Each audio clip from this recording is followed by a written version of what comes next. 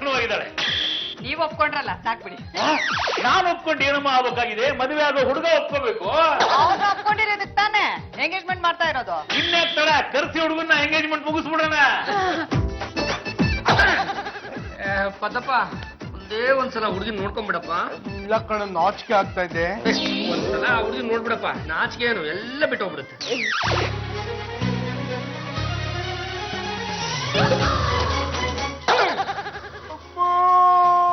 ಹೋಗ್ಬಿಟ್ಟ ಎದೆ ಕೂತಿ ದಪ ದಪ ಅಂತ ಕೂತಿ. ಪದಪ್ಪ ಪದಪ್ಪ ಉಸಿರಾಡ ಉಸಿರಾಡ. ನೋಡ ನೋಡ ಕಣ್ಬಿಟ್ಟು ನೋಡ ರಾಜ್ಕುಮಾರಿ ಹೇಗಿದ್ದಾಳೆ ಅಂತ ಹೇಳ.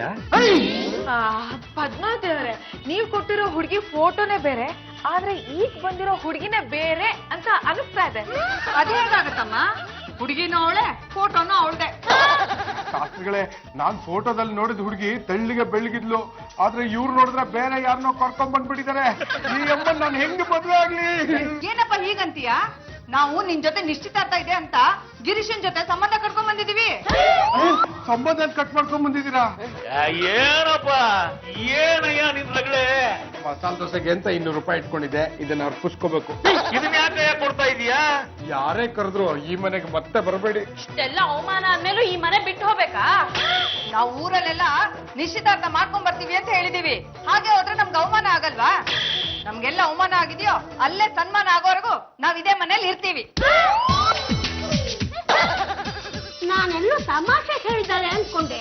ಇವಳು ನೋಡಿದ್ಲೆ ಹುಡುಗಿನ ತೋರ್ಸಕ್ ಬಂದು ಇಲ್ಲೇ ಜಾಂಡ ಊಳ್ಬಿಟ್ಟಿದ್ದಾಳಲ್ಲೇ. ಅತ್ತೆ, ಈ ಹುಡುಗಿನ ಪದ್ದುಗೆ ಅಂತಾನೆ ಮೀಸಿಟ್ಬಿಟ್ಟಿದ್ದಾರೆ. ಪದ್ದು ಈ ಹುಡುಗಿನ ಮದ್ವೆ ಆಗೋವರೆಗೂ ಜಪ್ಪಯ್ಯ ಅಂದ್ರೆ ಇವ್ರಿಗೆ ಮನೆ ಬಿಟ್ಟು ಹೋಗಲ್ಲ ಅನ್ಸುತ್ತೆ. ಇದೊಳ್ಳೆ ಚೆನ್ನಾಗಿದೆಯಲ್ಲ, ಹುಡುಗನೇ ಬೇಡ ಅಂತಂದ್ಮೇಲೆ ಅದ್ ಜಾಲು ಕೊಟ್ಟು ಮದುವೆ ಮಾಡ್ತಾಳಂತೆ. ಇವ್ರು ಬೇಡ ಅಂದ್ಬಿಟ್ರೆ ಬಿಟ್ಬಿಡ್ತಾರ? ಹೇಗಾದ್ರೂ ಮಾಡಿ ತೆಗ್ಲಾಕ್ತಾರೆ.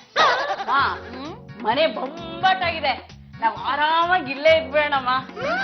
ಆ ದಡಿಯ ಒಂದಿನ ನನ್ನ ಮದ್ವೆ ಆಗ್ಲೇಬೇಕು. ಆಗದೆ ಇದ್ರೆ ಬಿಡೋರು ಯಾರು? ಆ ದಡಿಯನ್ ಜುಟ್ಟು ಹಿಡಿದು ತರ ತರ ಎಳ್ಕೊಂಬಂದು ಅವ್ನ ಕೈಲಿ ನಿನ್ ತಾಳಿ ಕಟ್ಟಿಸ್ತೀನಿ. Abhi cool, Abhi cool. ನಾನು ಸಖತ್ ಹಾಟ್ ನನ್ನ ಮಗ. ಅಲ್ಲ, ಇದನ್ನೇನು ಗಂಡುಗಲಿ ಉಂಟಿಸ್ತ ಮನೆ ಅನ್ಕೊಂಡಿದ್ರು ಅಥವಾ ಧರ್ಮ ಛತ್ರ ಅನ್ಕೊಂಡ್ಬಿಟ್ಟಿದ್ರು. ಬಂದವ್ರನ್ನೆಲ್ಲ ಸೇರಿಸ್ಲಿ ಅಂದ್ರೆ ಮೊದ್ಲು ಅವ್ರನ್ನ ಆಚೆ ಹಾಕ್ಬೇಕು.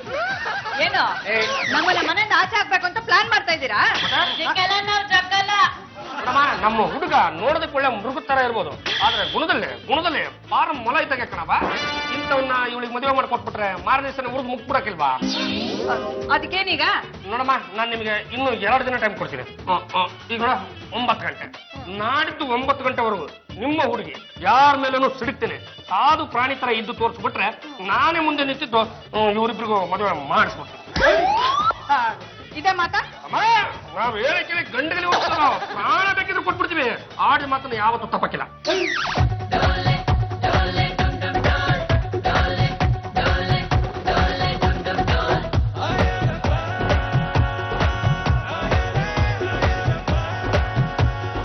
ಮಗಳೇ, 9 ಗಂಟೆ ಆಗಿ ಇನ್ನು 2 ನಿಮಿಷ ಬಾಕಿ ಇದೆ. ಇವರೆಲ್ಲ ಎಷ್ಟೇ ಎದುರಾಡಿದ್ರು ನೀನ್ ಮಾತ್ರ ಸಿಡ್ಕಾಕ್ ಹೋಗ್ಬೇಡ. ಎಮ್ಮ ಸೊಸೆಯಾಗಿ ಬಂದ್ರೆ ದೇವ್ರೇ ಗತಿ. ಇವಳನ್ನ ಕಟ್ಕೊಳ್ಳೋ ಬದಲು ಕೋತಿನ ಕಡ್ಡಿನೋ ಕಟ್ಕೊಳ್ಳೋದೇ ವಾಸಿ. ಮಗಳೇ, 9 ಗಂಟೆ ಆಗೋಯ್ತು. ಯಾವ ನನ್ ಬಗ್ಗೆ ಮಾತಾಡೋದು? ನೋಡಿ, ಪಂದ್ಯದ ಪ್ರಕಾರ ನನ್ ಮಗಳು ಗೆದ್ದಿದ್ದಾಳೆ. ಇವತ್ತೇ ಈಗ್ಲೇ ನಿಶ್ಚಿತಾರ್ಥ ಆಗ್ಬೇಕು. ಇಲ್ಲಾಂದ್ರೆ ಒಬ್ರೊಬ್ರದ್ದು ಕೋಟಿ ನಿಕಾಲ್ ಮಾಡ್ಬಿಡ್ತೀನಿ. ಅಮ್ಮ ತಾಯಿ, ನೀನು ಜಾಸ್ತಿ ರೊಚ್ಚಿಗೆ ಹೇಳ್ಬೇಡ ಕಣಮ್ಮ. ಟೈಮ್ ಎಷ್ಟಾಗಿದೆ ಅಂತ ಇನ್ನೊಂದ್ಸಲ ಚೆಕ್ ಮಾಡಿ ನೋಡೋಣ. ಅಯ್ಯೋ ಶಿವನೇ, ನನ್ನ ಗಡಿಯಾರದಲ್ಲಿ ಬರೀ 8:30 ಆಗಿದೆಯಲ್ಲ.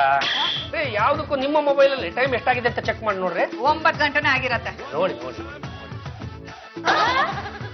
8:30ನೇ. ಮತ್ತೆ ಗೋಡೆಯಲ್ಲಿ ಗಡಿಯಾರದಲ್ಲಿ 9 ಗಂಟೆ ಆಗಿದೆ. ಆ ಗಡಿಯಾರ ಒಂಥರ ನಮ್ಮ ಹೆಂಡ್ರಿದ್ದಂಗೆ ಚೆಲ್ಬೇಕು. ಇಷ್ಟ ಬಂದ್ರೆ ಟೈಮ್ ನ ಮುಂದಕ್ಕೆ ತೋರಿಸ್ಬಿಡುತ್ತೆ, ಇಲ್ಲಾಂದ್ರೆ ಹಿಂದಕ್ಕೆ ತೋರಿಸ್ಬಿಡುತ್ತೆ. ಅಯ್ಯೋ, ತುಡುಕ್ ಬಿಟ್ವಿ ಅಲ್ಲೇ ಮಗಳೇ, ತುಡುಕ್ ಬಿಟ್ವಿ. ಅಲ್ಲ, ನೀವು ಬಂದಿದ್ದಲ್ಲಿ ಸೋತಿದ್ರ ಅಂತ ನಾವೇನು ನಿಮ್ಮಿಬ್ರು ಬರಿಗೈನಲ್ಲಿ ಕಳ್ಸಲ್ಲ. ಈ ಗಿರೀಶ್ ಬಂದು ತನ್ನ ಗೋಳನ್ನೆಲ್ಲ ನನ್ನ ಹತ್ರ ಹೇಳ್ಕೊಂಡ. ಇವರಿಬ್ರು ಹೇಗಾದ್ರೂ ಮಾಡಿ ಒಂದು ಮಾಡ್ಬೇಕು ಅಂತಾನೆ ನಾನು ನಮ್ಮ ಮನೆ ಗೋಡೆ ಗಡಿಯಾರನ ಅರ್ಧ ಗಂಟೆ ಮುಂದಕ್ಕೆ ಇಟ್ಬಿಟ್ಟು ಒಂದದಲ್ಲಿ ನಿಮ್ಮಿಬ್ರು ಸೋಲ್ಸಿದ್ದೆ. ಆ ಗೋಡೆ ಗಡಿಯಾರನ ಅರ್ಧ ಗಂಟೆ ಮುಂದೆ ಇಟ್ಟಿರೋ ತಪ್ಪಿಗೆ ನಮ್ಮಿಬ್ರು ಮದ್ವೆನ ನೀನೆ ಮುಂದೆ ನಡ್ಸ್ಕೊಡು.